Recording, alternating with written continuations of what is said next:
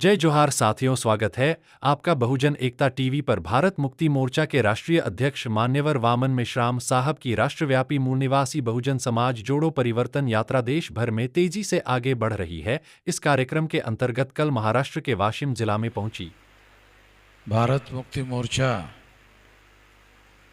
राष्ट्रीय पिछड़ा वर्ग मोर्चा, बहुजन क्रांति मोर्चा और राष्ट्रीय परिवर्तन मोर्चा, इन संगठनों के द्वारा 9 अप्रैल 2025 को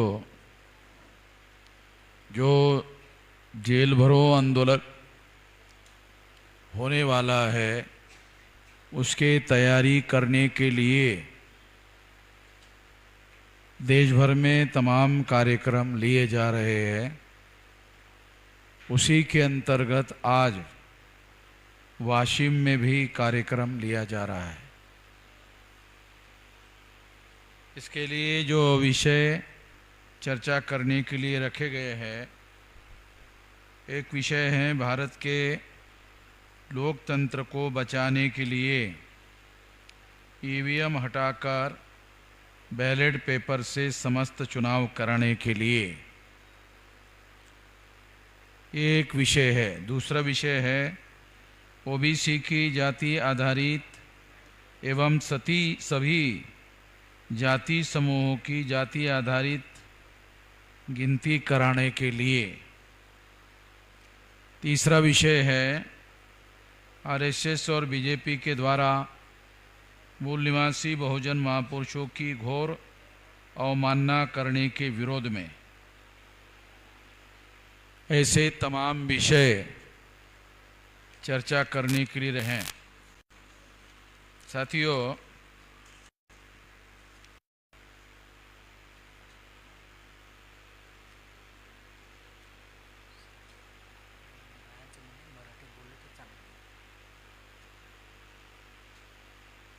साथियों,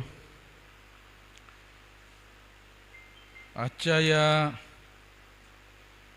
कार्यक्रमामध्ये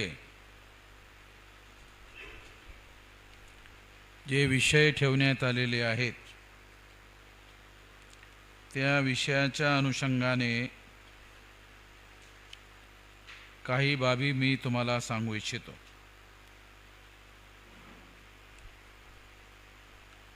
भारतातील लोकशाहीच्या विकासाच्या संदर्भामध्ये आपल्याला निश्चितपणे जाणून घेणं फार महत्त्वाचं आहे।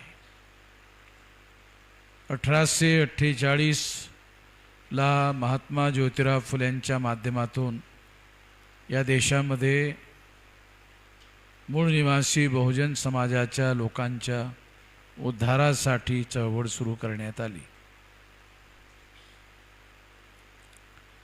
तेव्हा 1848 पासून 1956 पर्यंत 108 वर्षाचा कालावधी होतो। जर त्याची मोजणी केली, फुले, शाहू आणि आंबेडकर यांचा टोटल कालावधी जर आपण मोजून काढला तर तो 108 वर्षाचा होतो। तेव्हा ह्या 108 वर्षाच्या संघर्षाच्या माध्यमातून आमच्या महापुरुषांनी मूळ निवासी बहुजन समाजाच्या लोकांना मतदानाचा अधिकार मिळवून दिला। आणि आपल्याला आश्चर्य वाटेल, जो मतदानाचा अधिकार आहे, त्या मतदानाच्या अधिकारामुळे आमचे महापुरुष संतुष्ट झालेत। काही लोकांना असं वाटू शकते की त्यांनी संतुष्ट व्हायला नको पाहिजे होतं, परंतु महापुरुष ज्या अर्थी संतुष्ट झालेत त्या अर्थी त्याचं निश्चित काही कारण असेल। त्या संतुष्ट होण्याचं कारण असं की 2-3 हजार वर्षाच्या इतिहासामध्ये आमच्या लोकांना राज्यकर्ता बनण्याच्या अधिकारापासून शासनकर्ती जमात असा शब्दप्रयोग बाबासाहेब आंबेडकरांनी वापरलेला आहे. शासनकर्ती जमात बनण्यापासून वंचित करण्यात आलं होतं. तेव्हा 26 जानेवारी 1950ला जी भारतीय घटना भारतामध्ये लागू करण्यात आली, त्यामध्ये प्रत्येक 21 वर्ष वयावरील प्रौढ व्यक्तीला मतदानाचा अधिकार बहाल करण्यात आला. हा अधिकार प्रौढ मताधिकार होता. ॲडल्ट फ्रँचाईज, प्रौढ मताधिकार. अमेरिकेमध्ये, युरोपमध्ये, इंग्लंडमध्ये सुद्धा प्रौढ मताधिकार लोकशाही जेव्हा लागू करण्यात आली तेव्हा त्या ठिकाणी सुद्धा हा अधिकार लागू करण्यात आलेला नव्हता. इंग्लंडमध्ये शिकलेल्या माणसाला मतदानाचा अधिकार होता. त्यानंतर टॅक्स पे करणाऱ्या माणसाला मतदानाचा अधिकार होता. 2 लोकांना मतदानाचा अधिकार होता, शिकलेला आणि टॅक्स भरणारा. जर तो टॅक्स भरत असेल तर त्याला मतदानाचा अधिकार होता. इंग्लंडमध्ये, एवढ्या विकसित राष्ट्रामध्ये सर्वांना मताचा अधिकार नव्हता. ज्याला भारतीय घटनेने प्रौढ मताधिकार म्हटलं असा अधिकार नव्हता. शिकलेल्या लोकांना आणि टॅक्स भरणाऱ्या लोकांनाच फक्त मतदानाचा अधिकार होता. तेव्हा ही बाब आपण समजून घेतली पाहिजे. भारतामध्ये जेव्हा संविधान किंवा घटना लागू करण्यात आली तेव्हा सर्व प्रौढ व्यक्तींना मतदानाचा अधिकार बहाल करण्यात आला. आणि तो मतदानाचा अधिकार बहाल करण्याचा आधार काय होता? तो शिकलेला असला पाहिजे, नाही काय आवश्यकता नाही. तो टॅक्स पेयर असला पाहिजे, काही आवश्यकता नाही.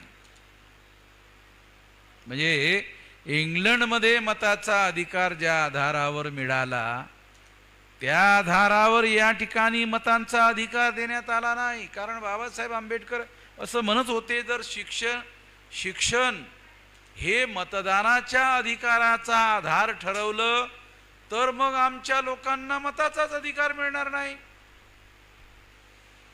आमचे लोक 99.99.99 म्हणजे 100चा आकडा आपण पर्सेंटेज काढण्यासाठी नेहमी उपयोगात आणतो. तेव्हा त्या 100 मधील 99% लोक हे त्या कालावधीमध्ये शिकलेले नव्हते. टक्केवारीमध्ये तेव्हा जो 1 राहिलेला आहे, 99 मध्ये 1 राहिला, त्याला जर आपण 100 बनवलं त्याच्यामधील सुद्धा 99% लोक आपले शिकलेले नव्हते. मग पुन्हा 1 राहिला, त्यांना जर 100 बनवलं तर त्याच्यामधील सुद्धा 99% आपले लोक शिकलेले नव्हते. म्हणजे 99.99 आणखी 0.99 एवढं ज्या लोकांमध्ये शिक्षणाचं प्रमाण होतं त्या लोकांना मतदानाचा अधिकार शिक्षणाच्या आधारावर जर देण्यात आला असता तर तो आमच्या लोकांना मिळालाच नसता. म्हणून बाबासाहेब आंबेडकरांनी 26 जानेवारी 1950ला जी घटना लागू केली त्या घटनेमध्ये मतदानाचा अधिकार देण्यासाठी नवीन पद्धत शोधून काढण्यात आली. ती पद्धत काय होती? ॲडल्ट फ्रँचाइज, प्रौढ मताधिकार. प्रौढ मताधिकार म्हणजे काय? तो जर जन्माला आला असेल, स्त्री असो की पुरुष असो, पुन्हा आणखी यामधील फरक लक्षात घ्या. अमेरिकेमध्ये आणि इंग्लंडमध्ये महिलांना सुद्धा मतदानाचा अधिकार नव्हता, पण भारतामध्ये फक्त प्रौढ हा शब्द वापरण्यात आला. 21 वर्ष वयावरील स्त्री किंवा 21 वर्ष वयावरील पुरुष ह्यांना प्रौढ हा शब्द वापरण्यात आला. ॲडल्ट, प्रौढ. नंतर तो 18 वर्ष करण्यात आला. आजच्या तारखेला 18 वर्ष आहे. म्हणजे भारतामध्ये प्रौढ मताधिकार लागू करण्यात आला. शिक्षण आणि टॅक्स देणे, टॅक्स भरणे अशा प्रकारच्या अटी टाकण्यात आलेल्या नव्हत्या. अजूनही ग्रामीण भागामध्ये हा मोठा एक प्रश्न आहे, शिक्षणाचा मोठा प्रश्न आहे. आणि त्यामुळे आपल्या लोकांना प्रौढ मताधिकार, स्त्री पुरुष कुठल्याही प्रकारचा भेदभाव न करता मतदानाचा अधिकार बहाल करण्यात आला. म्हणजे अजूनही अशी परिस्थिती आहे की त्या ठिकाणी मतदान केंद्रावर मतदान करणाऱ्या लोकांना समजावून सांगावं लागते, अरे हे असं करायचंय, असं करायचंय. कित्येक वेळेला त्यांनी मतदान केलेलं असते, पण तरी ते कर्मचारी त्या ठिकाणी ठेवले असतात आणि ते त्यांना सांगतात ते असं असं करायचं आहे. सांगावं लागतं. म्हणजे ही परिस्थितीमध्ये फार मोठा बदल झालेला आहे असं नाही आहे. तेव्हा प्रौढ मताधिकाराचा अधिकार हा शिक्षणाच्या आधारावर दिलेला नसून टॅक्स भरणारा ही प्रकार असा सुद्धा अट त्या ठिकाणी टाकण्यात आलेली नसून फक्त जर मूल जन्माला आली असेल तर फक्त एवढं बघितलं जाईल की तिचं वय 21 वर्षाचं असलं पाहिजे, त्याचं वय 21 वर्षाचं असलं पाहिजे आणि आता ते 18 वर्षाचं असलं पाहिजे. एवढं ठरवण्यात आलेलं आहे. याला म्हणतात इंग्रजीमध्ये ॲडल्ट फ्रँचाइज आणि मराठीमध्ये प्रौढ मताधिकार, की आता हा प्रौढ झालेला आहे. तेव्हा अशा पद्धतीने हा मतदानाचा अधिकार आमच्या लोकांना बहाल करण्यात आला आणि या आधारावर या देशामध्ये निवडणुका होणं सुरू झालं. आणि म्हणून मतदार या देशातील निवडणुकीच्या माध्यमातून आपलं पसंतीचं सरकार बनवू शकते.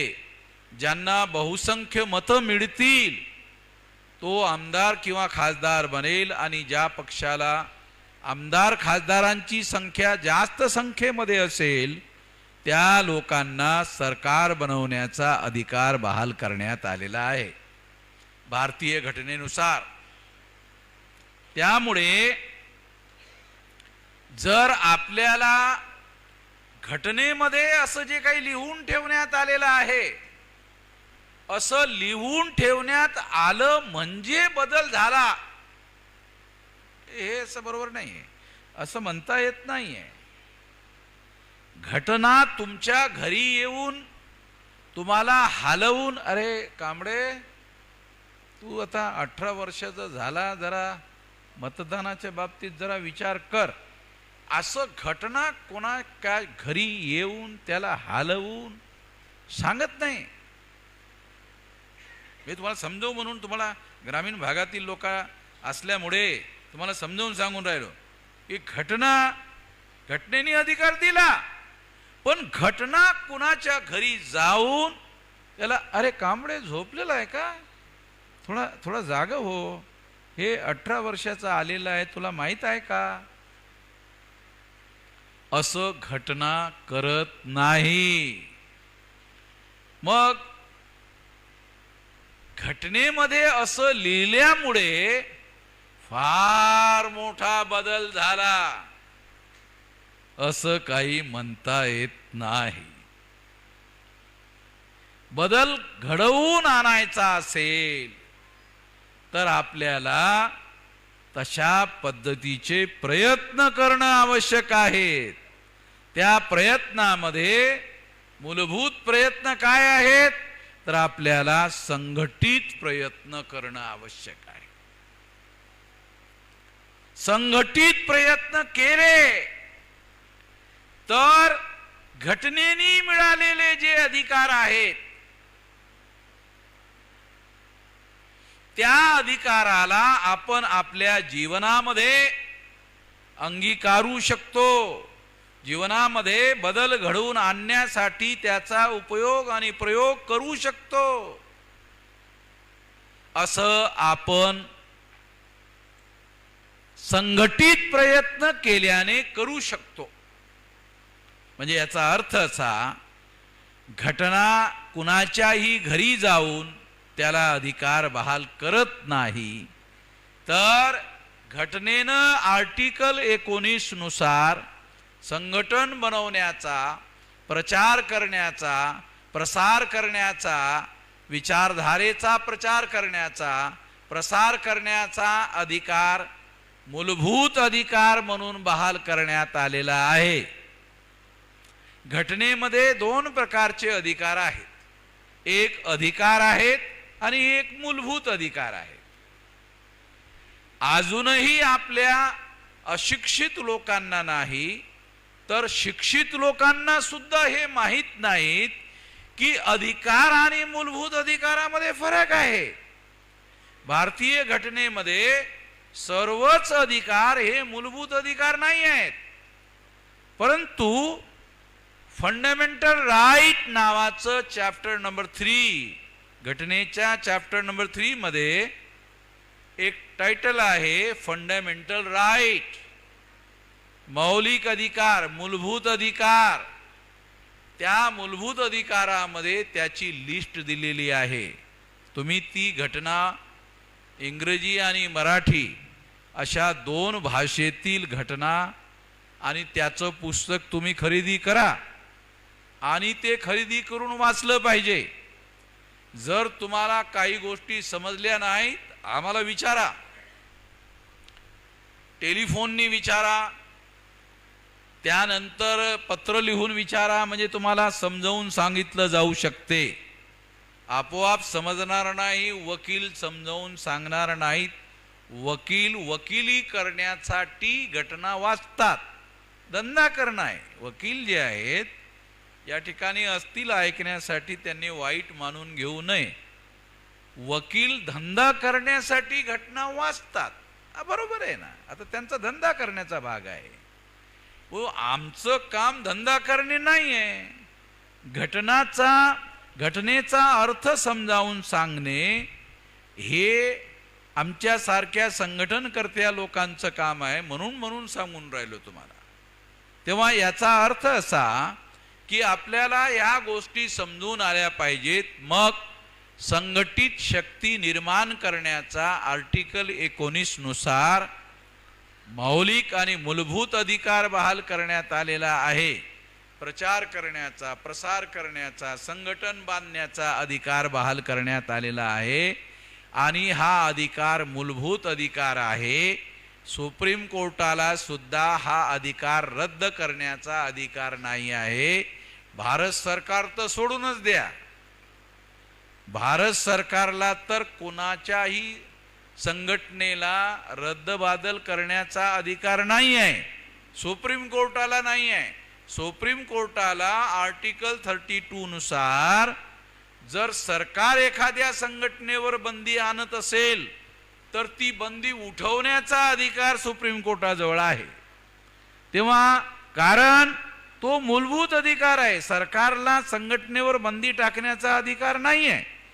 पण संघटनेच्या माध्यमातून हिंसा पसरवण्याचा प्रयत्न जर कोणी करत असेल तर मग त्याच्यावर बंदी आणली जाऊ शकते. कायद्याच्या चौकटीमध्ये राहून शांततेने संघटन बांधणे, चालवणे, संचालन करणे, प्रचार करणे, प्रसार करणे, शांतता पूर्ण पद्धतीने, हिंसक पद्धतीने नाही, हा अधिकार मूलभूत अधिकार म्हणून देण्यात आलेला आहे. तेव्हा हा अधिकार आपण वापरला पाहिजे आणि वापरून गावागावामध्ये जाऊन लोकांना समजावून सांगून संघटन बांधलं पाहिजे. संघटन बांधत असताना सुद्धा आपण लक्षात ठेवलं पाहिजे की समाजामध्ये स्तर आहेत, वेगवेगळ्या जाती आहेत. या जाती टोटल जवळपास 6000 आहेत. त्या 6000 जातीमध्ये शेड्यूल कास्टच्या जाती आहेत, त्यानंतर शेड्यूल ट्राईबच्या जाती आहेत, त्यानंतर ओबीसींच्या जाती आहेत, कुणबी मराठ्यांच्या जाती आहेत. म्हणजे केवळ शेड्यूल कास्टची जात अस्तित्वात नाही आहे, पण शेड्यूल कास्ट नावाची कुठलीही जात नाही आहे. ही जातींची अनुसूची आहे, लिस्ट आहे, यादी आहे.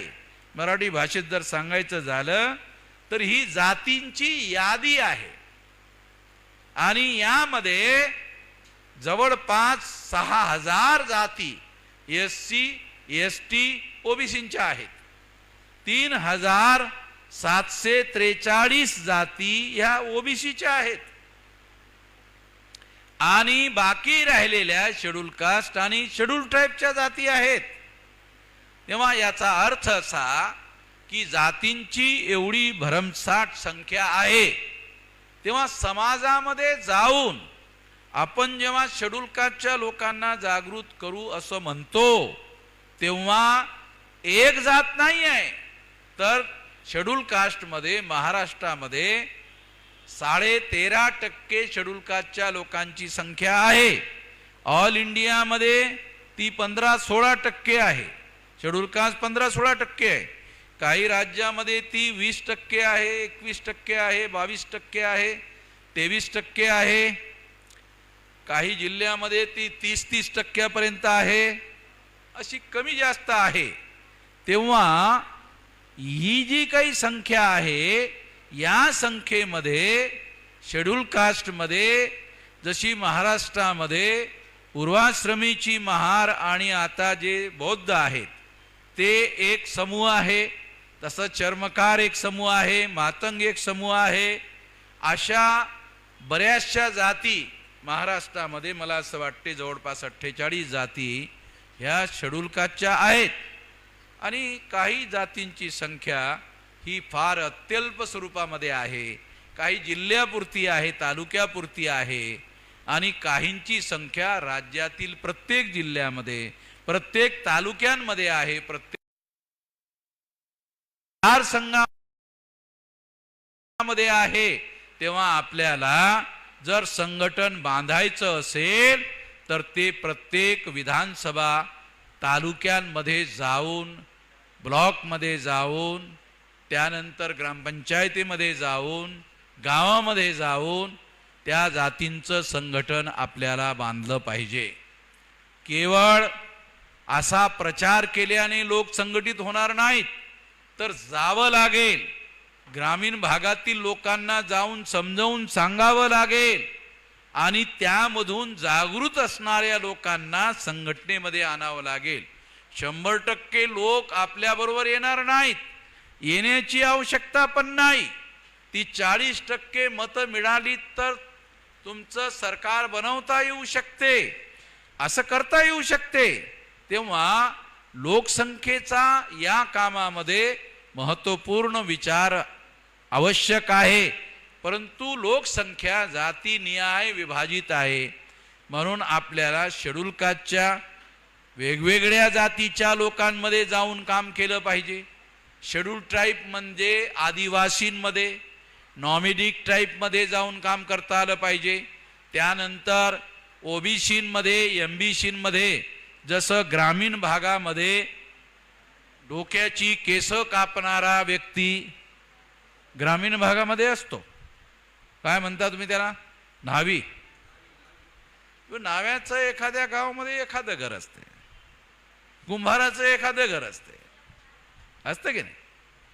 म्हणजे काही जाती अशा आहेत ग्रामीण भागामध्ये एकट्याचं घर असते, पण काही ग्रामीण भागामध्ये जसंच कुणबी म्हटलं की मग ग्रामीण भागामध्ये गावामध्ये संख्येनं बहुसंख्य हा कुणबी असणार, बहुसंख्येनं गावामध्ये कुणबी असणार, शेतकरी असणार. परंतु बाकी ज्या जाती आहेत, छोट्या छोट्या जाती आहेत, मग ते डोक्याचे बाल कापणारे लोक आहेत, कुंभार आहेत, आणि असे छोट्या छोट्या जातीचे एक एक घर हे ग्रामीण भागामध्ये असतं. तेव्हा ह्या सर्वच प्रकारच्या लोकांना जाऊन समजावून सांगून आपल्याला त्यांना जागृत करून आपल्याला जोडलं पाहिजे. का जोडलं पाहिजे? कारण केवळ शेड्यूल कास्टच्या लोकांना जागृत करून आपल्याला बहुमत मिळवता येणार नाही. बहुमत मिळवण्यासाठी schedule caste, schedule tribe, OBC ह्या तीनही समूहातील लोकांना गोळा करावा लागेल. आणि चौथा समूह आहे मायनॉरिटी. मायनॉरिटी म्हणजे सर्वात मोठी मायनॉरिटी म्हणजे मुस्लिम मायनॉरिटी आहे. तेव्हा मुस्लिम मायनॉरिटीमध्ये जाऊन सुद्धा आपल्याला हे काम करावं लागेल आणि त्यांना सुद्धा जागृत करून आपल्याला जोडावं लागेल. तेव्हा या प्रयत्नामधून संघटित शक्तीचा निर्माण होतो आणि या संघटित शक्तीची निर्मिती केल्यानंतर आपण आपल्या मतदानाच्या अधिकाराचा उपयोग जर केला, संघटित शक्तीच्या माध्यमातून केला, तर राज्य सत्तेमध्ये बदल घडवून आणता येतो. बाबासाहेब आंबेडकर असं म्हणायचे, शासनकर्ती जमात बनणे हे आमचं उद्दिष्ट आहे, परंतु हे उद्दिष्ट फक्त एका जातीच्या लोकांना संघटित करून साध्य होणे शक्य नाही. उत्तर प्रदेशामध्ये कांशीरामजींनी 4 वेळा मायावतीला मुख्यमंत्री बनवलं. तेव्हा मुख्यमंत्री बनवता येऊ शकते, पण जास्त संख्येने आपली माणसं निवडून आणता आली पाहिजेत आणि त्या बळावर आपल्याला सरकार बनवता येऊ शकते. दुसरा एक मार्ग आहे की या ठिकाणी काँग्रेस पक्ष आहे, त्यानंतर भारतीय जनता पक्ष आहे, त्यानंतर शिवसेना आहे, त्यानंतर राष्ट्रवादी काँग्रेस आहे आणि 3 पक्ष इकडं आहेत, 3 पक्ष इकडं आहेत, असे सुद्धा आहेत. तेव्हा ह्या दोनही गटांना जर बहुमत मिळालं नाही आणि आपला तिसरा गट त्यांना जर काही जागा मिळाल्यात आणि तेवढ्या जागा मिळाल्यानंतर त्या बळावर जर सरकार बनत असेल तर आपल्याला आपलं सुद्धा सरकार बनवता येते. म्हणजे आपल्याला लक्षात घ्या की सरकार बनवण्यासाठी 135 जागा आवश्यक आहेत, पण आपल्या 35 जागा निवडून आल्या आणि बीजेपीला जागा कमी पडल्या. म्हणजे किती जागा कमी पडल्या? 20 जागा कमी पडल्या ना आपल्याकडे 35 आहेत. म्हणजे आपल्या बळावर बीजेपीच्या बरोबर गठबंधन बनवून सरकार बनवता येऊ शकते, काँग्रेस बरोबर गठबंधन बनवून सरकार बनवता येऊ शकते. असं सरकार बनवण्याचं काम कांशीरामजींनी उत्तर प्रदेशामध्ये केलं. पूर्ण बहुमत नसताना सुद्धा मायावतीला 4 वेळ मुख्यमंत्री बनवलं. त्यांनी सांगितलं की तुमचा मुख्यमंत्री आम्ही बनवणार नाही, आमच्या जागा कमी आहेत, पण तुमच्या एकट्याच्या बळावर तुम्हाला सरकार बनवता येत नाही आमच्या सपोर्ट शिवाय. त्यामुळे आमचं सपोर्ट जर लागत असेल तर आमचाच मुख्यमंत्री बनवा, असं करण्यात आलेलं होतं. यामुळे याच्यासाठी काय लागतं? राजकारणाची समज लागते, राजकीय डावपेच समजले पाहिजेत, तशा प्रकारची बौद्धिक क्षमता पाहिजे. ती क्षमता कांशीरामजी जवळ होती आणि म्हणून त्यांनी तशा पद्धतीने मायावतीला कमी जागेवर सुद्धा मुख्यमंत्री बनवण्यामध्ये यश मिळवलं होतं. महाराष्ट्रामध्ये रिपब्लिकन पक्षाचे लोक काय करतात, आता ह्या विषयावर बोलणं बरोबर आहे का? काही बोलण्यासारखं आहे? रिपब्लिकन पक्षाच्या बद्दल बोलण्यासारखं काहीच नाही आहे, आणि जे काही आहे ते तोंडामध्ये तुरटी पडल्यासारखं होईल, वाईट शब्द निघतील. त्यामुळे नाच बोललं तर बरोबर आहे, कारण ते लोक पाठीमागं फक्त फिरत राहतात, ह्याच्या पाठीमागं त्याच्या पाठीमागं. पण आपलं बळ जर आपण निर्माण करायचं असेल तर आपल्याला आपली राजकीय पॉलिसी बनवता आली पाहिजे, आणि त्याच्या बळावर आपल्याला आपलं सरकार बनवता आलं पाहिजे. असं आपण करू शकतो. त्यासाठी आपल्याला आपण कार्य करायला काही हरकत नाही. दुसरा एक महत्त्वाचा मुद्दा मी सांगून मी माझं म्हणणं संपवतो. बराच वेळ झालेला आहे, 9पेक्षा जास्त वेळ झालेला आहे, 9:15 वाजले. तेव्हा या ठिकाणी शेड्यूल कास्टच्या लोकांना, शेड्यूल ट्राईबच्या लोकांना, ओबीसीच्या लोकांना, कुणबी मराठा लोकांना ब्राह्मण लोक प्रचार करतात हे हिंदू आहेत, हिंदू आहेत, हिंदू आहेत. आता खरोखरच हे हिंदू आहेत का? म्हणजे हा प्रश्न आहे. खरोखरच आहेत का? कोणता एखादा ब्राह्मण हिंदू धर्माचा प्रचार करण्यासाठी आपल्या वस्तीमध्ये आला का? हा आला कधी?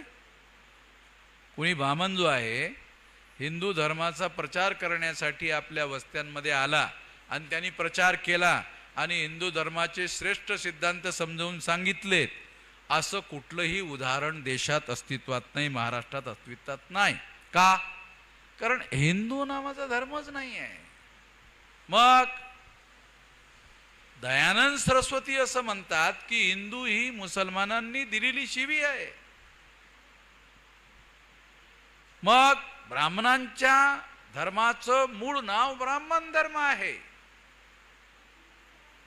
ब्राह्मणांच्या धर्माचं मूळ नाव ब्राह्मण धर्म आहे.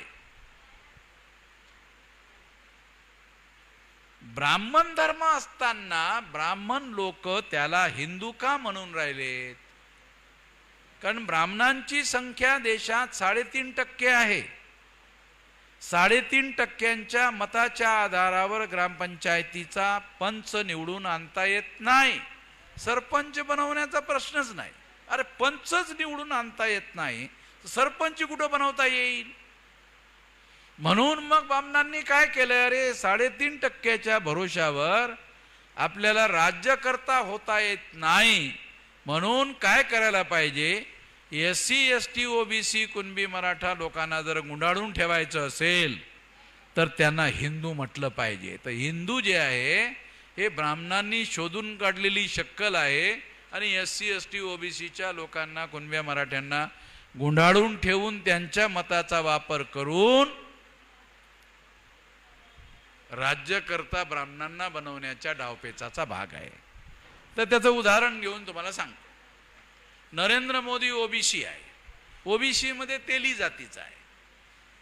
आज तुमच्या वाशिम मध्ये सुद्धा तेली जातीचे लोक असतील ना. आता ते तेल काढतात की नाही काढत, आता हा एक वेगळा भाग आहे. पूर्वी तेल काढत होते म्हणून तेली, पण आता मोठे मोठे तेल काढण्याचे कारखाने आल्यानंतर हे तेली नावापुरते राहिले, जातीचे फक्त तेली राहिलेले आहेत. तेलाचा धंदा झाला बंद झालेला आहे. पण नरेंद्र मोदी ह्या तेली जातीपैकी ओबीसींचा व्यक्ती आहे. मग त्याला ब्राह्मणांनी काय केलंय? त्याला देशाचा प्रधानमंत्री बनवलं. आता नरेंद्र मोदी प्रधानमंत्री बनवून 10-11 वर्षापेक्षा जास्त वेळ झालेला आहे. पण ओबीसीची मोजणी केली पाहिजे असा विचार त्यांनी कधीच केला नाही. अरे ओबीसीचाच माणूस प्रधानमंत्री आहे आणि प्रधानमंत्र्याजवळच निर्णय करण्याचा अधिकार आहे, तरीही ओबीसी माणसांची मोजणी केली पाहिजे असा साधा विचार सुद्धा मोदीच्या डोक्यात येत नाही. का नाही येत? कारण त्याला माहित आहे बामणाने मला प्रधानमंत्री बनवलं, मी जर ह्या लोकांना मोजलं तर मग ते मला मोजल्याशिवाय राहणार नाहीत. तुम्हाला माहित आहे ना, ग्रामीण भागामध्ये असं म्हटलं जाते, ग्रामीण भागामध्ये असं बोललं, तुला मोजतो का रे मी, बोलतात काय मोजतो काय तुला, म्हणजे मोजणी महत्वाचं आहे बरं. म्हणजे जर एखाद्या माणसाची 10वी संख्या असेल आणि त्याला तुम्ही म्हणलंय अरे तुला काय मोजतोय काय आम्ही, म्हणजे त्याचा झाला परमपूज्य मोठा, त्याचं काय शिल्लक राहते, काही शिल्लक राहत नाही. म्हणून याचा अर्थ असा की मोजणी करण्याचा अधिकार प्रधानमंत्र्याजवळच असताना नरेंद्र मोदी मोजणी करण्याचं काम करत नाही, निर्णय घेत नाही. याचा अर्थ असा की नरेंद्र मोदी हा स्वतःच्या बळावर प्रधानमंत्री झालेला व्यक्ती नसून हा बामणांनी ठेवलेला प्रधानमंत्री आहे.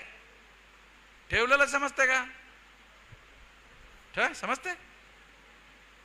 आता मी या ठिकाणी स्त्रिया आहेत हा शब्द उच्चारणं थोडंसं बरोबर नाही आहे, पण कधी कधी समजावून सांगण्यासाठी बोलावं लागतं, कारण आम्हाला लोकांना समजत नाही. मग एक बायको असते लग्नाची, दुसरी एक बाई उभी असते, हे कोण आहे, हे पण माझीच आहे, अरे पण हे लग्नाची बायको आहे ना, हे अशीच ठेवलेली आहे म्हणतात ना. ग्रामीण भागामध्ये ज्या स्त्रिया या ठिकाणी आहेत त्यांची माफी मागून मी हे समजून सांगलं, हे नरेंद्र मोदी असा ठेवलेला आहे. बघा आलं ना, समजलं आता, लक्षात आलं ना तुमच्या. म्हणजे हे उदाहरण दिल्याशिवाय समजत नाही, उदाहरण दिले तर मग समजते, आणि उदाहरण दिलं की मग खोलामध्ये जाऊन बारीक गोष्ट समजावून सांगावं लागते. तेव्हा मुद्दा असा की नरेंद्र मोदी बद्दल माझं काय म्हणजे व्यक्तिगत काही शत्रुत्व नाही आहे, तो आमचा ओबीसीचा माणूस आहे.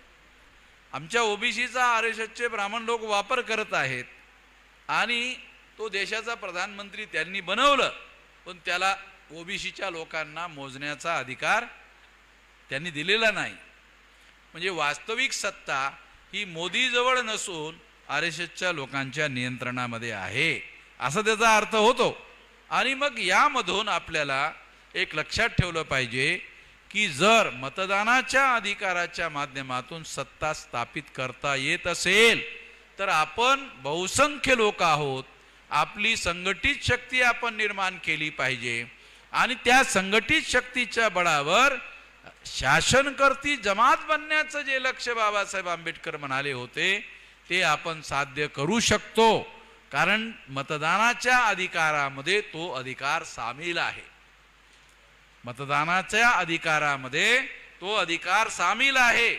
त्याचा उपयोग आणि वापर विवेक बुद्धीने जर आपण केला तर निश्चितपणे आपण असं राज्य स्थापित करू शकतो. ते आपण केलं पाहिजे. ते करण्यासाठी आपण संघटित शक्तीचा प्रयत्न केला पाहिजे. एवढंच या ठिकाणी मी सांगू इच्छितो.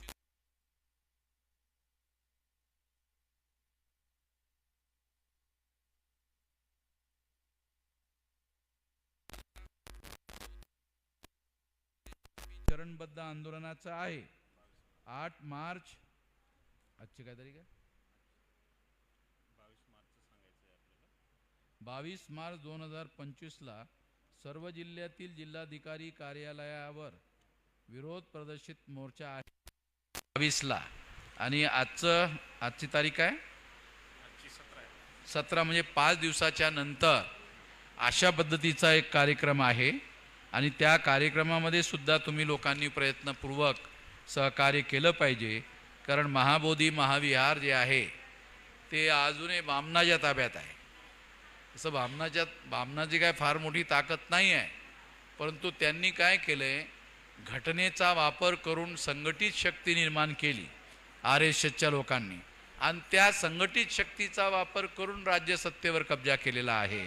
आपण पण करू शकतो. संविधानाचा उपयोग करून ते आपण केलं पाहिजे.